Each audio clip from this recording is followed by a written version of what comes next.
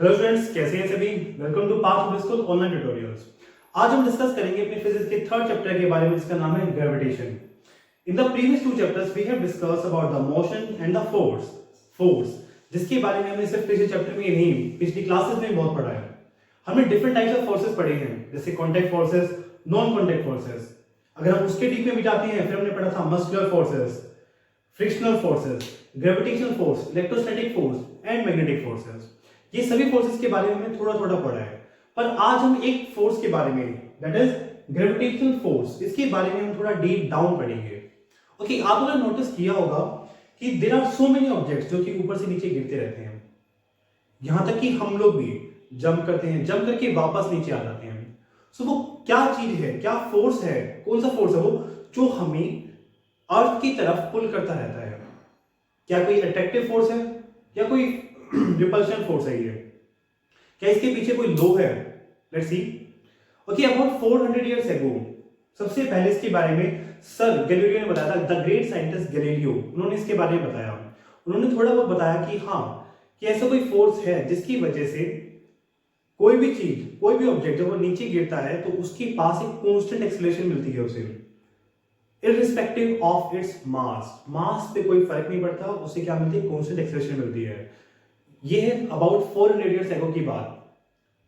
उसके बाद ये प्रोसेस चलता गया, डिफरेंट डिफरेंट साइंटिस्ट आए, उन सभी का एक मेन टॉपिक था आपका क्या? सेलेस्टियल बॉडीज का uniform motion in the orbits of sun, या फिर मून जो है अर्थ के अराउंड रिवॉल्व कर रहा है, तो किस वजह से रिवॉल्व कर रहा है वो, उनका रेवोल्यूशन। चलिए, इस सभी के बारे में डिफरेंट डिफरेंट साइंटिस्ट ने बहुत कुछ बताया, बट सभी का अब उनका एक ही क्वेश्चन कि कौन सा फोर्स है जो चीजों को नीचे पुल करता है, अपने पास पुल कर रहा है, या फिर सेलेस्टियल बॉडीज को रिवॉल्व करवा रहा है। सेकंड, उनका एक और क्वेश्चन कि इनके पीछे क्या कोई लॉ है, क्या इस फोर्स के पीछे कोई लॉ जो इसे गवर्न कर रहा है, और क्या ये लॉ सबके लिए एप्लीकेबल है? आपके लिए, मेरे लिए, सबके लिए। क्या सबके लिए एप्लीकेबल है? क्या इस अर्थ पे एप्लीकेबल है? क्या सन पे एप्लीकेबल है? इन सभी क्वेश्चंस के आंसर्स फिर हमें मिले द ग्रेट साइंटिस्ट जिनका नाम है sir Isaac Newton.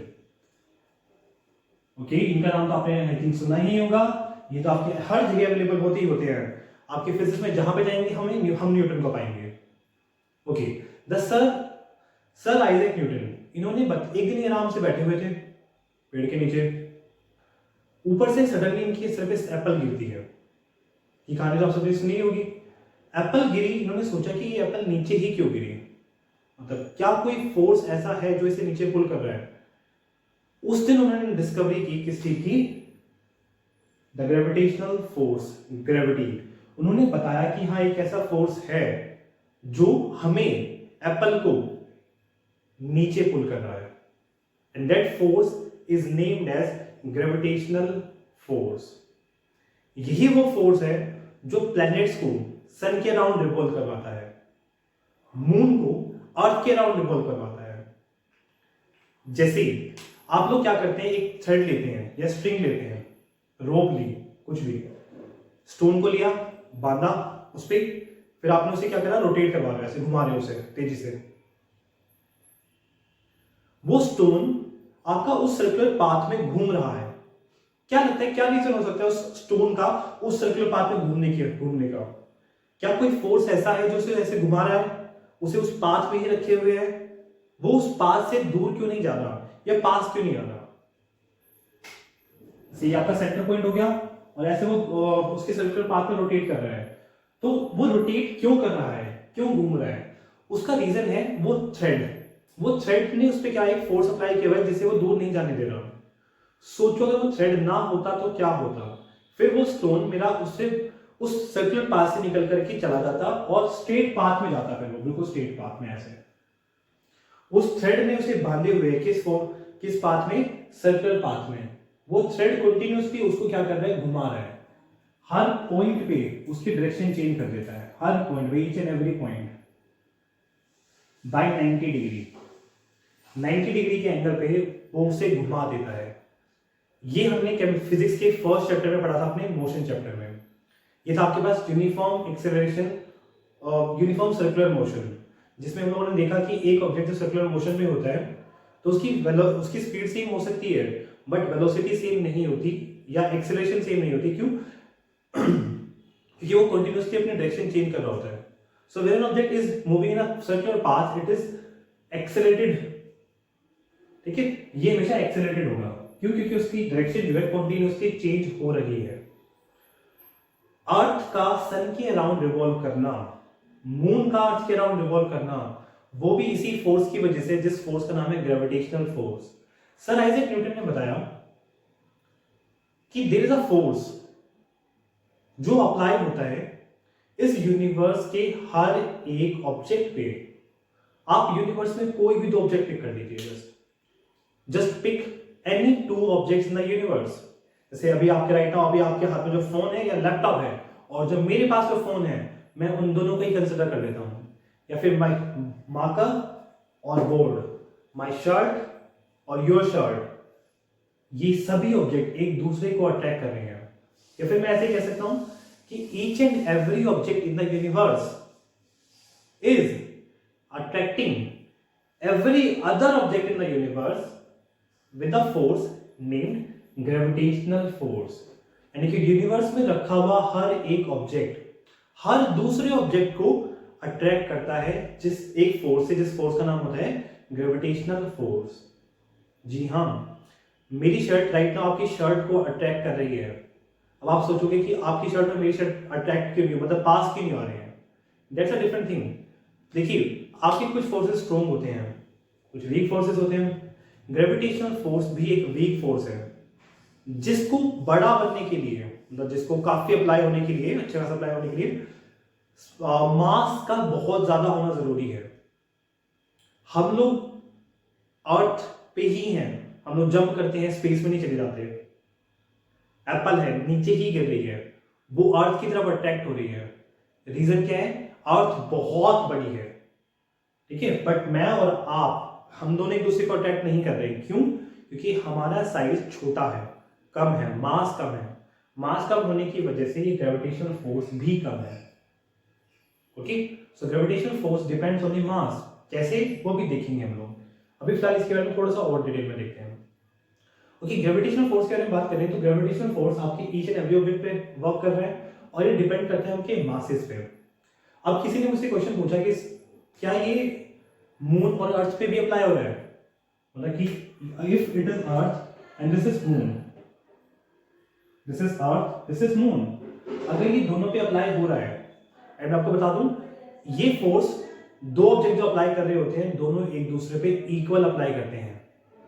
That means एक एप्पल और अर्थ दोनों के बीच में ग्रेविटेशनल फोर्स लग रहा है।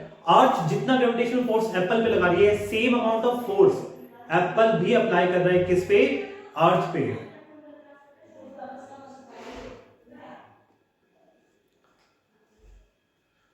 Okay, I think this is not visible to you. Let me make it quite bigger.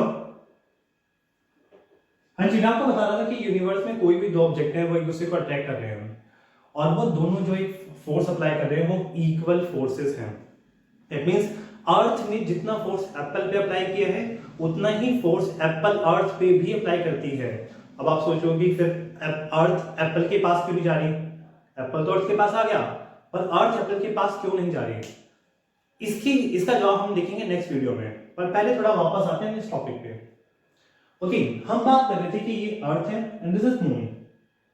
Moon earth के पास नहीं जा रहा, मतलब कि मून जो है हमारे अर्थ के पास नहीं आ रहा है, बट स्टिल वो हमारी अर्थ के अराउंड रिवॉल्व कर रहा है। What could be the reason for this? जैसे एक स्टोन को घुमाने के लिए आपको थ्रेड की रिक्वायरमेंट थी, वैसे ही मून को उसके अराउंड रिवॉल्व कराने के लिए, अर्थ के अराउंड रिवॉल्व कराने के लिए एक फोर्स की रिक्वायरमेंट, इसका नाम है ग्रेविटेशनल फोर्स। ये ग्रेविटेशनल फोर्स इसको बांधे रखता है अपनी फोर्स फील्ड में, ये रिवॉल्व करता है। अगर ग्रेविटेशनल फोर्स ना होता तो आपका मून कैसे होता? आपका स्ट्रेट पाथ में ट्रेवल करता है, but now it is not travelling in a straight path, it is travelling in a circular path because of gravitational force. Because of gravitational force the moon is changing its direction on each and every point, हर एक point पे अपनी direction change करता है bye 90 degree से। किसी भी object को circular path में मूव करवाने के लिए दो फोर्सेस की रिक्वायरमेंट होती है, एक फोर्स जो बाहर की तरफ लगता है, एक जो सेंटर की तरफ लगता है। Central force is named as centripetal force, और जो बाहर की तरफ लगता है उसे बोलते हैं सेंट्रीफ्यूगल फोर्स।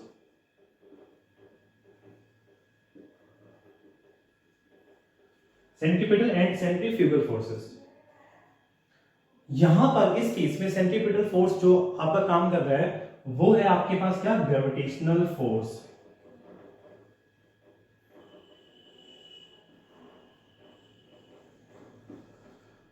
अगर यहां पे ग्रेविटेशनल फोर्स ना होता तो आपका ये ऑब्जेक्ट जो है ये सिर्फ और सिर्फ सेंट्रीफ्यूगल फोर्स की वजह से बाहर निकल जाता आपका। नेक्स्ट आपके पास सेंट्रीफ्यूगल फोर्स। आपके मून के पास जो स्पीड है उस स्पीड ने उसे क्या दिया है, सेंट्रीफ्यूगल फोर्स दिया है। अगर उसकी स्पीड ना होती तो वो ग्रेविटेशनल पुल के अट्रैक्शन फोर्स से अंदर आकर टकरा जाता उससे। ये ऑर्बिट्स होती हैं, ऑर्बिट्स एक फिक्स फोर्स फील्ड होती है, जिस फिक्स फोर्स फील्ड में वो घूमते रहते हैं। आपने शायद बैलेंस फोर्सेस और नेट बैलेंस, आपने बैलेंस फोर्सेस और अनबैलेंस फोर्सेस के बारे में पढ़ा होगा। यहां पर जो उसकी स्पीड है वो उसे देती है सेंट्रीफ्यूगल फोर्स, ग्रेविटी देती है सेंट्रीपिटल फोर्स। ये दोनों फोर्सेस इक्वल हैं, इस वजह से आपकी मून रिवॉल्व करता है अर्थ के अराउंड। अगर दोनों में से कोई भी एक फोर्स ज्यादा हो जाएगा तो आपका मून उसकी तरफ मूव करना स्टार्ट कर देगा। अगर सेंट्रीफ्यूगल ज्यादा है तो वो स्ट्रेट पाथ में बाहर निकल जाएगा, अगर सेंट्रीपिटल ज्यादा है तो आपका अट्रैक्ट होने का अंदर की तरफ आ जाएगा। ओके, आई होप आप सभी को ये सब क्लियर होगा। This was the basic of gravitational force. अभी हमने सीखा कि ग्रेविटेशनल फोर्स क्या है, कि कोई भी दो ऑब्जेक्ट, यूनिवर्स में आप कोई भी दो ऑब्जेक्ट पिक कीजिए, any two objects, they are attracting each other with a force named gravitational force, and the forces they are applying on each other are same. A object is applying on the force B, B is applying on the A, and both the forces are equal. And these, it is dependent on the product of their masses. और ये किस चीज पे depend करता है, उनके product of their masses पे। इस देखिए F is directly proportional to the product of their mass. ठीक है स्टूडेंट्स, हम इसके आगे बाद में कंटिन्यू करेंगे नेक्स्ट वीडियो में। आई होप आप सभी को ये सब समझ आया हो। अगर आपको ये सब समझ आया तो आप प्लीज लाइक करना, कमेंट करना एंड शेयर करना। Thank you.